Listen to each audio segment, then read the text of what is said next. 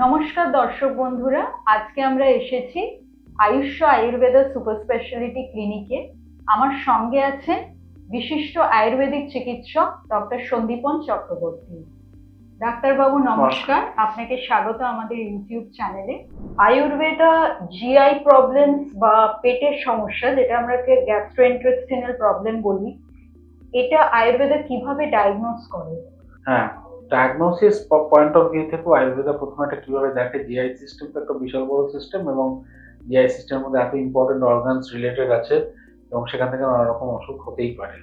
Main metabolic গ্ল্যান্ডগুলো সবই GI সিস্টেমের মধ্যে পড়ে এবং জিআই সিস্টেমকে কন্ট্রোল করে ব্রেনের একটা ডেডিকেটেড নিউরোলজিক্যাল পার্ট, সেটাকে গাট নিউরোলজি বলে। তো আয়ুর্বেদা যখন কোনো পেশেন্টের জিআই সিস্টেমে ইস্যু দেখে তখন কিন্তু নর্মালি লোকালাইজ যে কজগুলো হয়, যেমন ধরুন একটা গ্যাস্ট্রিক আলসার হলো, একটা ফ্যাটি লিভার হলো, একটা প্যানক্রিয়াটাইটিস ক্রনিক হলো, সেই সব ক্ষেত্রে সেটা যেমন একটা লোকাল পার্সপেক্টিভে চিন্তা করে, ওটা একটা সিস্টেমিক পারপাসেও চিন্তা করতে হবে যে সেটা কি করে আমার নিউরোলজিক্যালি আনস্টেবিলিটির জন্য এই অসুখটা ডেভেলপ করছে, তার অন্যান্য খাদ্যাভ্যাসের জন্য প্রিভেন্ট এবং তার কোন কোন দোষ, পিত্ত কফ না বাত পিত্ত প্রকোপিত হয়ে যাচ্ছে, ভিসিয়েটেড হয়ে যাচ্ছে, যার জন্য এই অসুখটার ম্যানিফেস্টেশন খুব খারাপভাবে আসছে।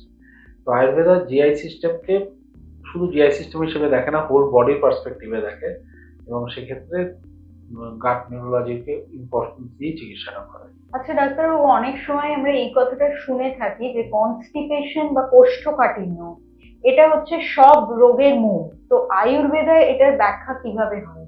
কোষ্ঠকাঠিন্য দেখুন, আয়ুর্বেদে কোষ্ঠ কোষ্ঠ বলতে আমাদের স্টমাককেই বলা হয়েছে। তা তিন ধরনের আছে, একটা হচ্ছে মৃদু কোষ্ঠ, একটা হচ্ছে পুরো কোষ্ঠ, একটা হচ্ছে উত্তম কোষ্ঠ, এইভাবে থাকে। আহ, তো মৃদু কোষ্ঠের ক্ষেত্রে যেটা হয় যে নর্মাল খাবার খাচ্ছি কিন্তু হজম হচ্ছে না ভালো, প্রচুরবার ডায়রিয়া ঠিক একটা হয়ে গেল।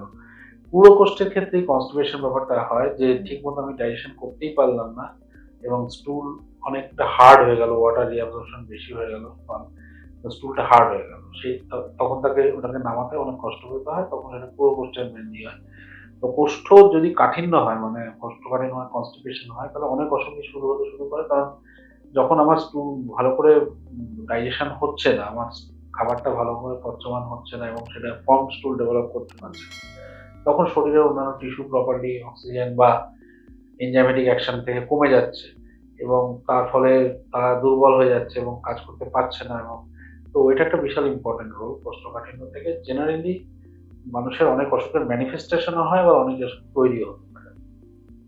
বিশেষ করে অ্যানোরেক্টাল ডিসঅর্ডার গুলো খুব বেশি তৈরি হয়, পাইলস, ফিস্টুলা, ফিশার, এগুলো সবই কিন্তু মূল কারণটা কোষ্ঠকাঠিন্য। তো ইট ইজ ভেরি ইম্পর্টেন্ট, কোষ্ঠকাঠিন্যকে ইরাডিকেট করতেই হয় আগে।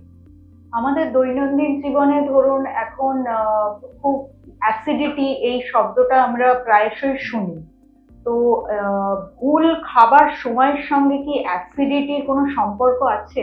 হাইপার অ্যাসিডিটি যে কারণে হয়, সবাই অনেক ওষুধও খায়, অনেকদিন ধরে চেষ্টা করার পরে অনেকের ক্ষেত্রে কন্ট্রোল হয় না।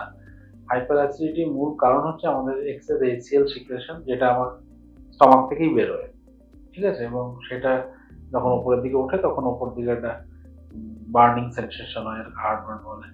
যাই হোক, তো এইচসিএল কখন বেরিয়ে কোনো কাজ করতে পারছে না, যখন খাবারের মধ্যে গ্যাপ থেকে যাচ্ছে। ধরুন আমি সকালে খেলাম, 6 ঘন্টা গ্যাপ দিয়ে আবার একটুখানি খেলাম, তাহলে এই যে মিড টাইমের মধ্যে যে এসিএলটা বেরোলো, সে কোনো খাবার ডাইজেস্ট করার কিছু পেলো না, তখন সে ওটা হাইপার অ্যাসিডিটি ডেভেলপ করে। সেই জন্য যাদের ক্ষেত্রে এরকম হাইপার অ্যাসিডিটি হওয়ার চান্স আছে, বা এমন খাবার খেতে হবে যে আমার 6 ঘন্টা পর যে খাবো এই খাবারটাকেই যেন ওইটুকুনি এসিএল ডাইজেস্ট করতে পারে, আমার কোনো অসুবিধা হবে না, সেটা একটা প্ল্যান করা যায়। তো সেই জন্য খাবারের টাইমিং এর উপর এটা খুবই যুক্ত। কখনোই খালি পেটে বেশিক্ষণ থাকা উচিত না। অল্প খাবার বারে বারে খেলে হাইপার অ্যাসিডিটি রিকভারি হবে।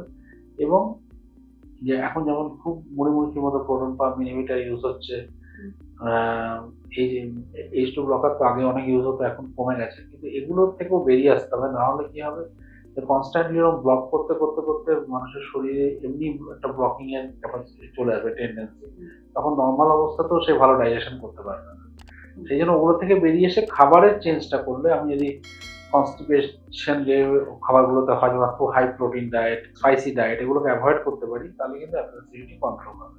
এবং তার সাথে সাথে ওয়াকিং করতে হবে যাতে স্টমাক ভালো পারফরমেন্স করে, এসিএল সিক্রেশনে যেন খাবার আমি খেলাম, তখন এসএল বেরোলো না, এসএল অনেকক্ষণ পরে বেরোলো, তখন কিন্তু অসুবিধা তৈরি হবে। সেই জন্য এমন সময় খাবার আগে হেঁটে নিতে হবে যাতে আমার এসএলটা প্রপারলি তাকে ডাইজেস্ট করতে পারে।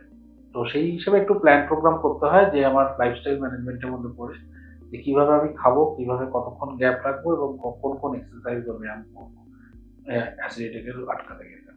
সেটা করতে পারলে নিশ্চয়ই তার ভালো রেজাল্ট আসবে। আপনাকে অনেক ধন্যবাদ ডাক্তারবাবু, Thank you. অনেক গুরুত্বপূর্ণ বিষয় আমরা আজকে জানতে পারলাম। এই ভিডিওটি যদি আপনাদের ভালো লেগে থাকে তাহলে ভিডিওটি লাইক করুন এবং এরকম আরো ভিডিও দেখার জন্য চ্যানেলটিকে সাবস্ক্রাইব করুন। নমস্কার।